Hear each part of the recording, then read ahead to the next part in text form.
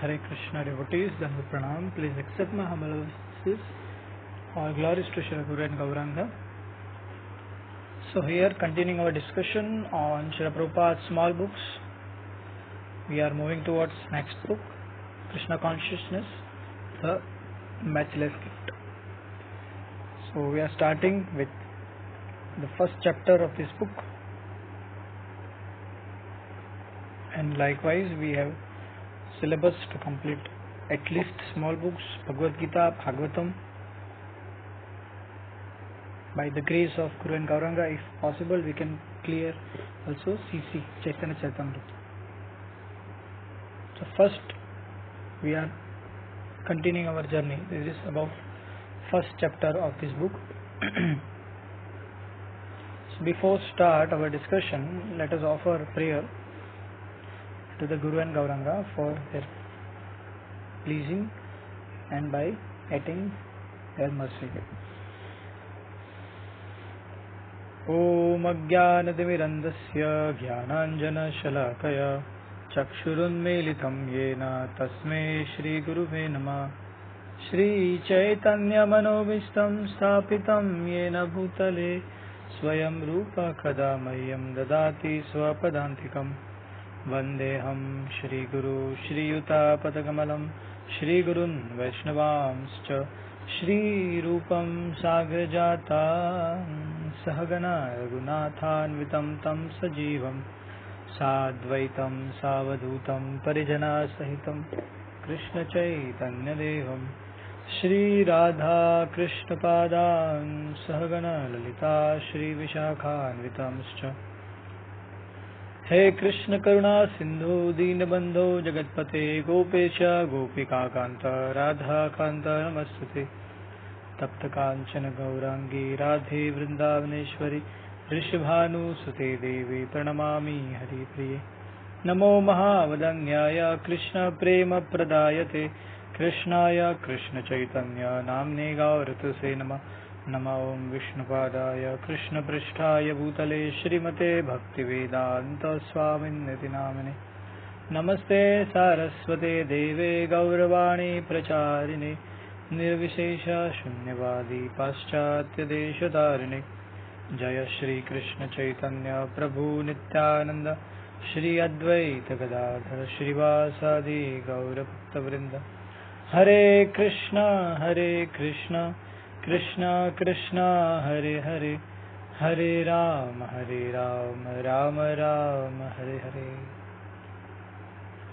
So those who are new to ISKCON or they don't have any idea about this kind of society ISKCON, so they are very unaware about these prayers. So I will explain these prayers in detail in our discussion series of Srimad Bhagavad Gita, which is also very soon we are going to start. So with these small books in pair also we are studying our Bhagavad Gita. So it will also announcing very soon. So we are starting our discussion. The aim of this Kṛṣṇa consciousness movement is to bring all living entities back to their original consciousness. All living entities within the material world are to varying degrees afflicted with type of madness. This Kṛṣṇa consciousness movement aims at curing man of his material disease and re-establishing his original consciousness. In Bengali poem, a great Vaishnava poet has written, when a man is haunted by ghost, he can only speak nonsense. Similarly, anyone who is under influence of material nature should be considered haunted. And what material nature should be considered? And whatever he speaks, anyone who is under influence of material nature should be considered haunted. And whatever he speaks should be considered nonsense. One may be considered a great philosopher or great scientist, but if he is haunted by the ghost of Maya, illusion, whatever he theorizes and whatever he speaks is more or less nonsensical. Today we are given the example of psychiatrist who when requested to examine a murderer, proclaimed that since all the patients with whom he had came in contact were more or less crazy, the court should excuse the murderer on those grounds if it is so desired. The point is that in the material world, it is very difficult to find a sane living entity. The prevailing atmosphere of insanity in this world is all caused by the infection of material consciousness. The purpose of this Hare Krishna movement is to bring man back to his original consciousness, which is Kṛṣṇa consciousness or clear consciousness. When water falls from the cloud, it is uncontaminated like distilled water, but as soon as it touches the ground, it becomes muddy and discolored. Similarly, we are originally pure spirit soul, part and parcel of Kṛṣṇa, and therefore our original constitutional position is as pure as God's. In Bhagavad Gita, Sri Krishna says, Mamevansho jivaloke jivabhuta sanatana manasasthani indriyani prakritistani karshati. Translations. The living entities in this conditioned world are my fragmental parts, and they are eternal. But due to conditioned life, they are struggling very hard with six senses, which includes the mind. Srimad Bhagavad Gita, chapter 15, verse number 7. Thus, all living entities are part and parcels of Kṛṣṇa. By Kṛṣṇa, it should always be remembered that we are speaking of God. Kṛṣṇa denoting all attractive Supreme Personality of Godhead. As a fragment of gold is qualitatively the same as gold, reservoir, so the minute particle of Kṛṣṇa's body are therefore qualitatively as good as Kṛṣṇa. The chemical composition of God's body and the eternal spiritual body of the living entity is the same spiritual. Thus, originally in our uncontaminated condition, we possess a form as good as God's. But just as rain falls to the ground, so we came in contact with this material world, which is manipulated by the external material energy of Kṛṣṇa. When we speak of external energy or material energy or nature, the question may be raised, whose energy, whose nature? Material energy or nature is not active independently. Such concept is foolish. In Bhagavad Gita, it is clearly stated that material nature does not work independently. When a foolish man sees a machine, he may think that it is working automatically, but actually it is not there. It is not. There is a driver, someone in control.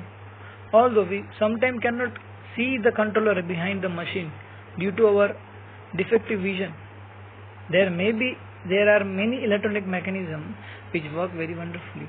But behind this intricate systems, there is a scientist who pushes the button. This is very simple to understand.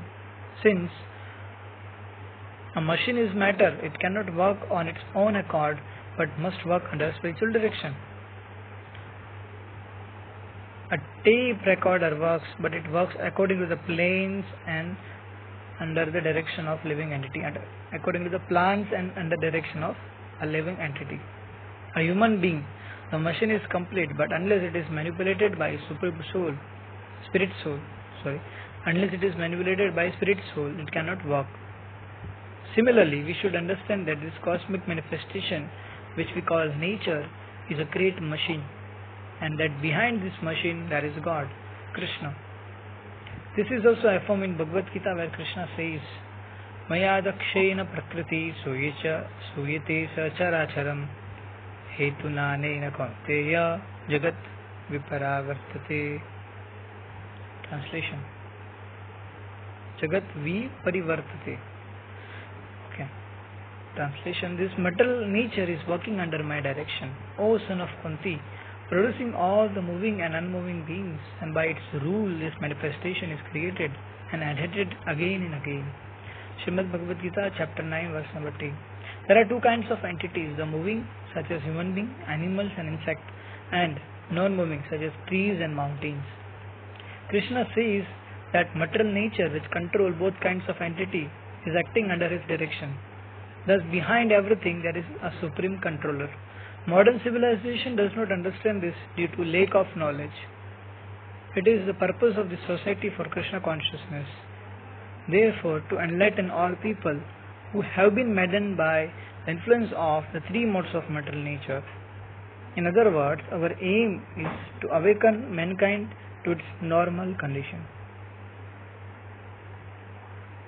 There are many universities, especially in United States, and many departments of knowledge, but they are not discussing these points. Where is the department for this knowledge that we find given by Sri Kṛṣṇa in Bhagavad Gita? When I spoke before students and some faculty members at Massachusetts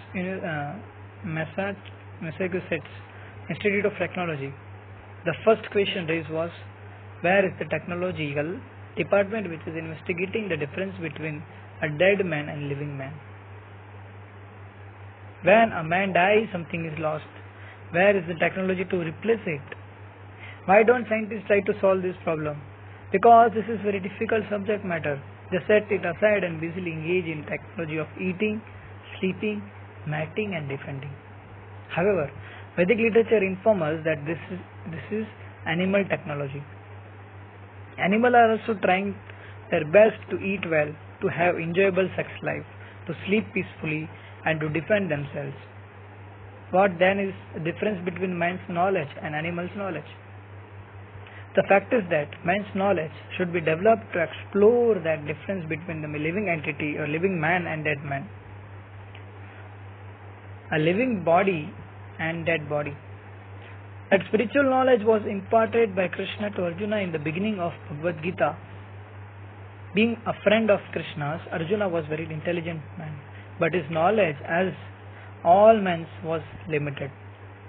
Kṛṣṇa spoke, however, of subject matters which were beyond Arjuna's finite knowledge. The subjects are called adokshaja because our direct perceptions by which we acquire a material knowledge fails to approach them. For example, we have many powerful microscopes to see what we cannot see with our limited vision, but there is no microscope that can show us the soul within the body. Nevertheless, soul is there. Bhagavad Gita informs us that in this body there is a proprietor. I am the proprietor, and others are the proprietors of their bodies. I say my hand, but not I hand. Since it is my hand, I am different from my hand, being its owner. Similarly, we speak of my eye, my leg, my this, my that, in the midst of all the objects which belongs to me. Where am I? The search for the answer to this question is the process of meditation. In real meditation, we ask, where am I? What am I? We cannot find the answer of these questions by any material effort. And because of this, all the universities are setting these questions aside. They say, it is too difficult a subject, or they brush it aside. It is irrelevant. Thus, engineers direct their attention to creating and attempting to perfect the horseless carriage and wingless bird. Formerly, the horse were drawing carriages and there was no air pollution. But now, there are cars and rockets. The scientists are very proud. We have invented horseless carriages and wingless birds. They boast. Although they invent imitation wing for the aeroplane or rocket, they cannot invent a soulless body. When they are able to actually do this, they will deserve credit. But such an attempt would necessarily be frustrated. For we know that there is no machine that can work without a spirit soul behind it. Even the most complicated computers need trained men to handle them. Similarly, we should know that this great machine, which is known as cosmic manifestation, is manipulated by a supreme spirit, that is Kṛṣṇa. Scientists are searching for ultimate cause or ultimate controller of this material universe and are postulating different theories and proposals. But the real means for knowledge is very easy and perfect. We need only hear from perfect person, Kṛṣṇa. By accepting knowledge imparted in Bhagavad Gita, anyone can immediately know that this great cosmic machine, of which the earth is a part, is working so wonderfully because there is a driver behind it, Kṛṣṇa. Our process of knowledge is very easy.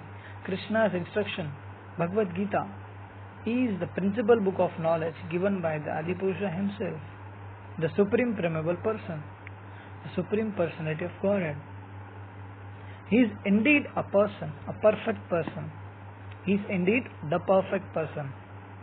It may be argued that although we have accepted him as perfect person, there are many others who do not. But one should not think that his acceptance is whimsical. He is accepted as the perfect person on evidence of many authorities. We do not accept Kṛṣṇa as perfect simply on the basis of our whims or sentiments.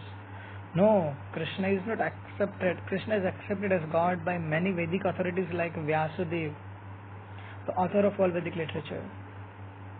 The treasure house of knowledge is contained in the Vedas, and their author Vyasadeva accepts Kṛṣṇa as the Supreme Personality of Godhead, and Vyasadeva's spiritual master Narada also accepts Kṛṣṇa as such.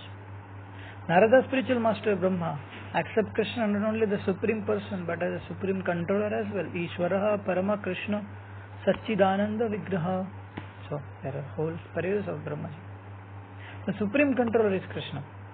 There is no one in creation who can claim that he is not controlled. There is no one in this creation who can claim that he is not controlled. Everyone, regardless of how important or powerful, has a controller over his head. Kṛṣṇa, however, has no controller. Therefore, he is God.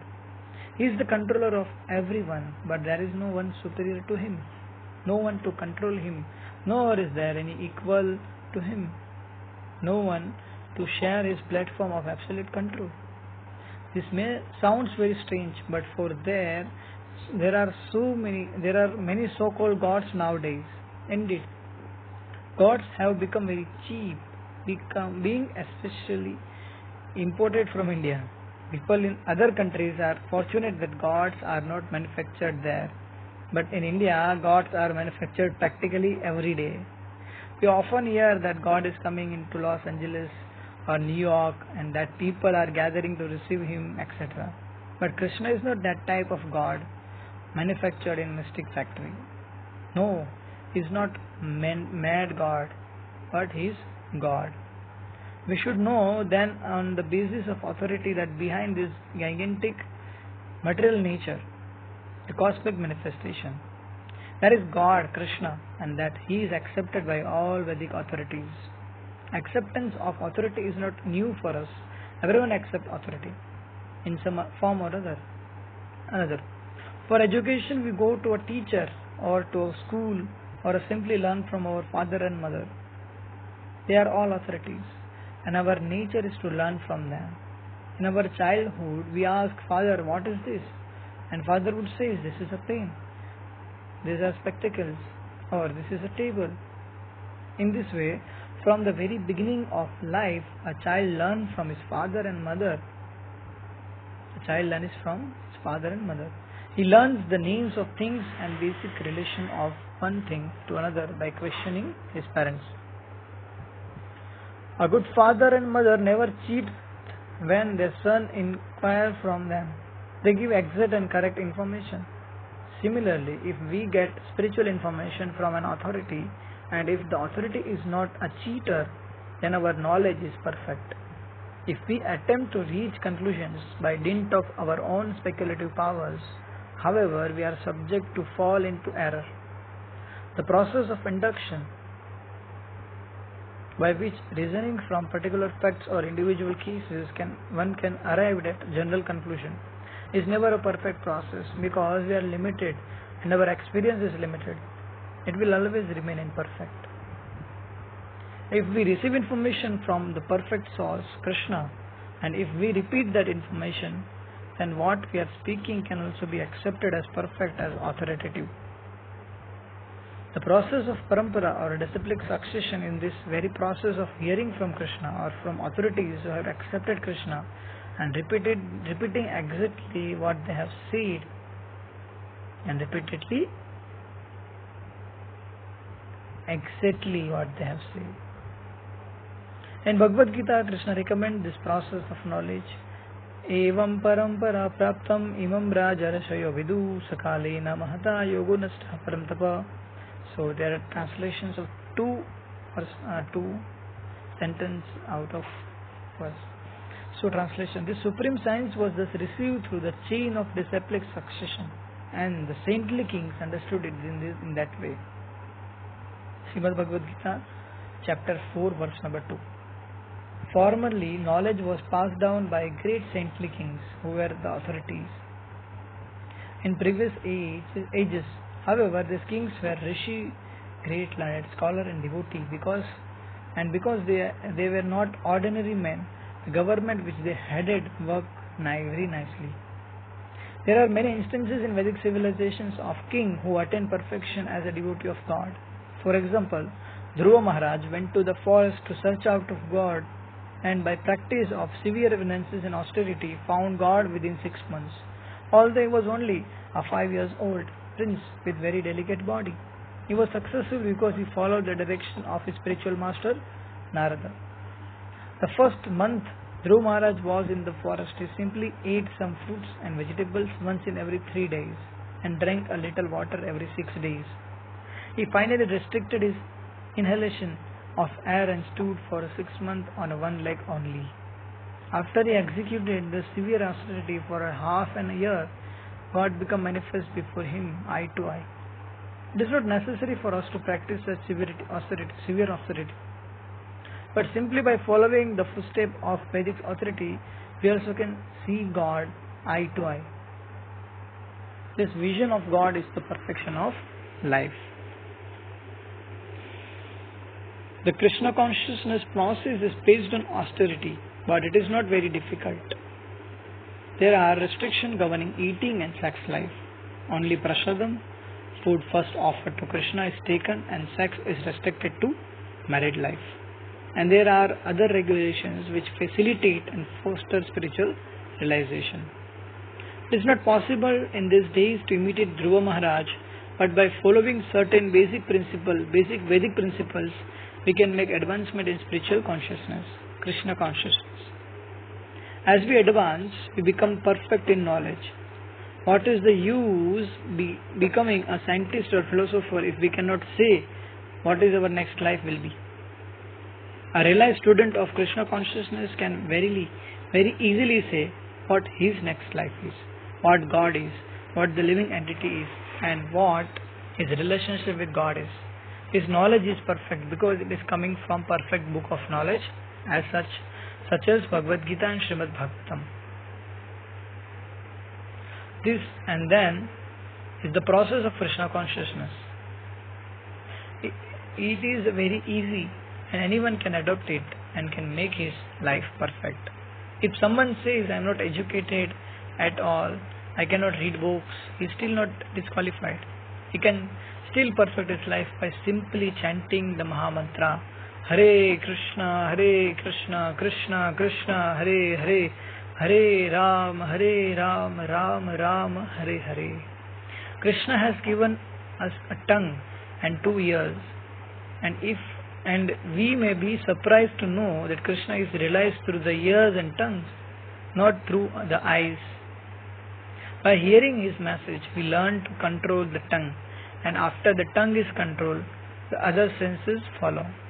Of all the senses, the tongue is the most voracious and difficult to control, but it can be controlled simply by chanting Hare Kṛṣṇa and tasting Kṛṣṇa prasadam, food offered to Kṛṣṇa. We cannot understand Kṛṣṇa by sensual perception or by speculation. It is not possible. For Kṛṣṇa is so great that he is beyond our sensual range. but he can be understood by surrender. Krishna therefore recommends this process.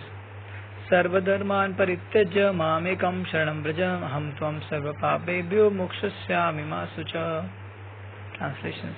Give up all varieties of religiousness, just surrender unto me, and in return I shall protect you from all sinful reactions. Therefore, we have nothing to fear. Srimad Bhagavad Gita, chapter 18, verse number 66. Unfortunately, our disease is that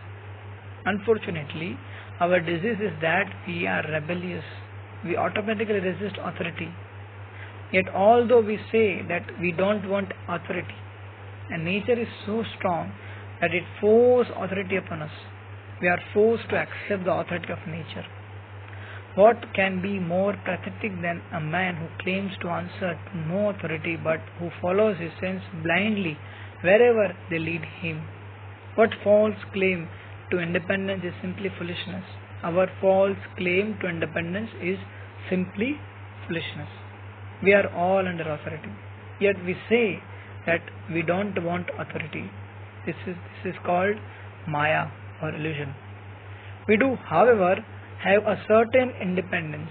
We can choose to be under authority of our senses or the authority of Kṛṣṇa.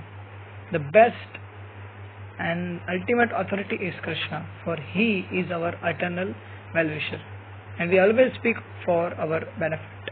Since we have to accept some authority, why not accept his? Simply by hearing of his glory from Bhagavad Gita and Srimad Bhagavatam, of his glories from Bhagavad Gita and Srimad Bhagavatam, and by chanting his names, Hare Kṛṣṇa, Krishna Krishna, Hare Hare, Hare Ram, Ram Ram, Hare Hare, we can swiftly perfect our lives. So with this we have completed chapter number 1 of Krishna Consciousness, the Matchless Gift Book. We will meet in our next discussion. Thank you so much for hearing, and if any case and please pardon me for any kind of mistakes in reading and reciting the shlokas. And you can also serve with me. You can also read books you like. I am going to make a collection of small books and all other books of senior devotees also. So if you wanted to serve anything, you can directly message me or mail me, whatever may be possible. Thank you so much. Your servant Brijesh Tanaya Das.